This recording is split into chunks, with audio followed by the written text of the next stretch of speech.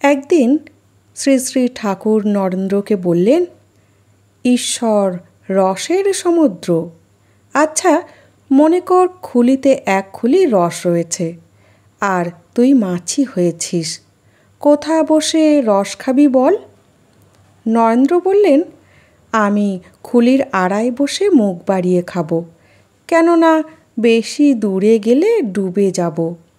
তখন ঠাকুর বললেন, বাবা, এ সচ্চিদানন্দ সাগর, এতে মরণের ভয় নাই। এ সাগর অমৃতের সাগর। যারা অজ্ঞান তারাই বলে যে ভক্তি প্রেমের বাড়াবাড়ি করতে নাই।